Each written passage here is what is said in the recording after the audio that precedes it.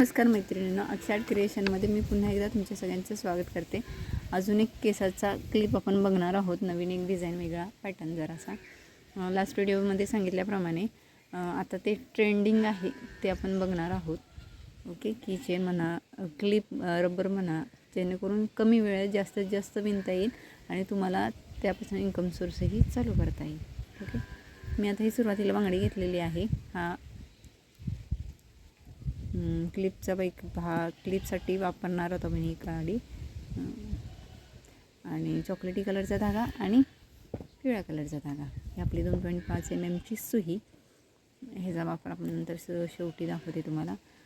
आधी मी धाग्याला गाठ मारून घेतलेली आहे आणि आता आपण विणायला सुरुवात करूया। मुके खांब घालायचे, समसंख्यात जितके होईल तितके मुके खांब पूर्ण राऊंडमध्ये विणून घ्यायचे आहेत। ही जरा मोठी बांगडी आहे, यापेक्षा लहान जरी घेतली तरी चालेल। लहान मुलींसाठी लहान बांगडी घ्या आणि हे अशा पद्धतीने विणत जायचं आहे। ओके, हे टोटल किती होणार ते मी पूर्ण झाल्यानंतर सांगते।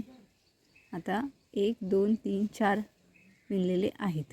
आता मी पूर्ण विणून घेते आणि हे किती मुके खांब विणावे लागले हे तुम्हाला सांगते।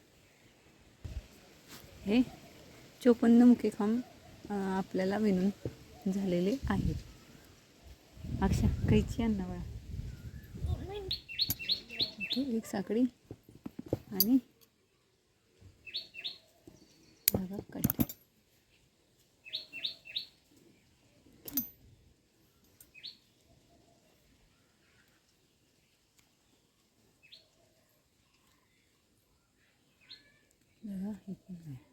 हा राऊंड तयार झालेला आहे। आता पिवळा धागा आपण यूज करणार आहोत।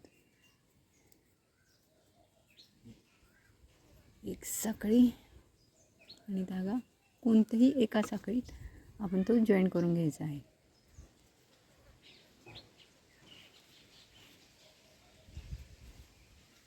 दोन साखळ्या, परत पुढच्या साखळीमध्ये एक खांब, पुन्हा धागा दोनदा सुईमध्ये गुंडाळायचा। पुढच्या खांबात पहिल्या 2 मधून दुसऱ्या 2 मधून, ओके, पुन्हा 2 साखळ्या, 2 आणि आहे तिथूनच एक मुका खांब, पुन्हा धागा सुईमध्ये 2दा गुंडाळून घ्यायचा। पुढच्या साखळीत डबल खांब हा विणायचा आहे। ओके, परत खांब,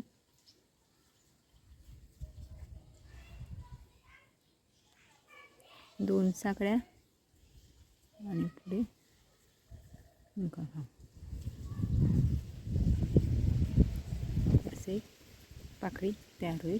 पुन्हा पुढच्या साखळीत एक मुका खांब आणि सेम जी प्रोसेस इथे केलेली आहे ती पुढे करत जायची। 2 साखळ्या, पुढच्या खांबामध्ये एक खांब, पुन्हा धागा डबल गुंडाळायचा, त्याच्या पुढच्या साखळीत डबल खांब,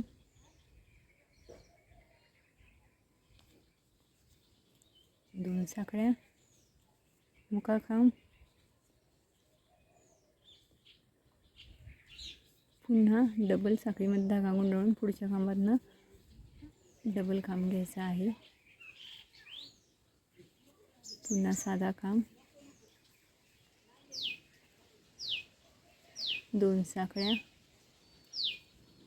पुढच्या राऊंडमध्ये मुका खांब, पुढच्या खांबात मुका खांब, दुसरी पाकळी तयार। अशा पद्धतीने आपण हा राऊंड पूर्ण करून घेऊया। ओके, हे अशा पद्धतीने तयार झालेलं आहे। आता हे केसात कसं घालायचं ते मी तुम्हाला दाखवते। ओके, हे केसात माळल्यावर असं दिसतं। ओके, कलर तुम्ही कोणताही चूज करू शकता, पिवळाच करायला पाहिजे असं काही नाही, लाल गुलाबी कोणताही चालेल।